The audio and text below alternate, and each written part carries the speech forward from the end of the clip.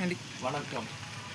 சிவகாசி கிருஷ்ணப்பேரி வீரமாமுனிவர் உயர்நிலைப் பள்ளியில் கணித ஆசிரியராக பணியாற்றி பணி நிறைவு பெற்றுள்ள திரு ஜோசப் கென்னடி அவர்களின் பணி நிறைவு விழாவிற்கு வந்து சிறப்பித்த அருட்தந்தையர்கள், அருட்சகோதரர்கள், முன்னாள் ஆசிரியர் பெருமக்கள், இந்நாள் ஆசிரியர் பெருமக்கள் அனைவருக்கும் நன்றி.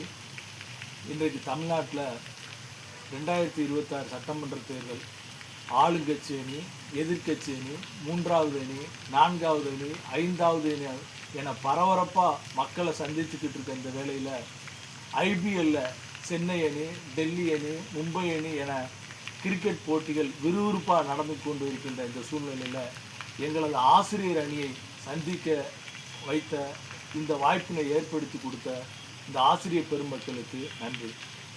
ஜோசப் கென்னடி சார் அவர்கள் 1990 வீரமாமுனிவர் உயர்நிலைப் பள்ளியில் தனது ஆசிரியர் பணியை துவக்கி 96 வரை அந்த பள்ளியிலும், 1996 முதல் 2003 வரை வேளாங்கண்ணி மேல்நிலைப் பள்ளியிலும், சிவகாசி வேளாங்கண்ணி மேல்நிலைப் பள்ளியிலும், 2003 முதல் 2014 வரை காடநேரி தொடக்க பள்ளியின் தலைமை ஆசிரியராகவும், 2014 முதல் தற்போது 2026 வரை புனித சூசையப்பர் ராஜவளம் சுந்தரநாச்சியார் பள்ளியில் தலைமை ஆசிரியராகவும் பணியாற்றி நிறைவு பெற்றுள்ளார். இதில் என்ன சிறப்பு என்றால், அவர் முதலில் பணியாற்ற துவங்கிய வீரமாமுனிவர் உயர்நிலைப்பள்ளி வீரமாமுனிவரின் இயற்பெயர் கான்ஸ்டன்ட் ஜோசப். அந்த கான்ஸ்டன்ட் ஜோசப்பின் பெயர் நாமம் தாங்கிய இந்த ஜோசப் அவர்கள் அந்த பள்ளியில் துவங்கி புனித சூசையப்பர் பள்ளியில் பணியை நிறைவு செய்துள்ளார். அந்த வீரமாமுனிவர் அவர்கள் தமிழ் இலக்கிய இலக்கணத்தில் பெரும் புலமை பெற்று தேம்பாவணி என்ற காவியத்தை இயக்கினார். அந்த தேம்பாவணி காவியத்தின் கதாநாயகன், அந்த தேம்பாவணி இயக்கத்தினுடைய அந்த காப்பியத்தின் கதாநாயகனாக இருக்கக்கூடிய புனித சூசையப்பர் அவர் பெயர் நாமம் கொண்ட இந்த பள்ளியில் அவர் ஓய்வு பெற்றுள்ளார்.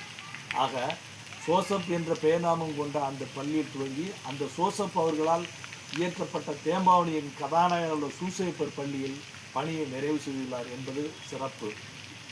எங்களது ஆசிரியர்களை பொறுத்தவரை ஒவ்வொருவரும் ஒரு சிறப்பு வாய்ந்தவர்கள்.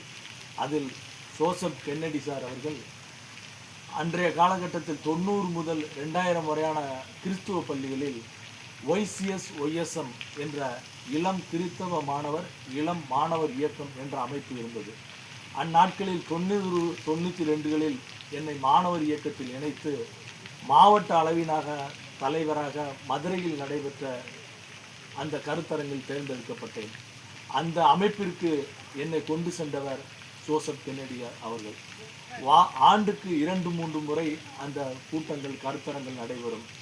அவ்வாறாக நடைபெறும் அந்த கூட்டங்களில் பேச்சு, எழுத்து, கவிதை, குழு விவாதம், பல்வேறு நடக்கின்ற பிரச்சனைகளை சமாளிக்கின்ற விதம், இது போன்ற விஷயங்களில் மாணவர்கள் எவ்வாறு அதை எதிர்கொள்கின்றனர் என்ற விஷயங்களை பற்றியெல்லாம் அலசி ஆராயப்படும்.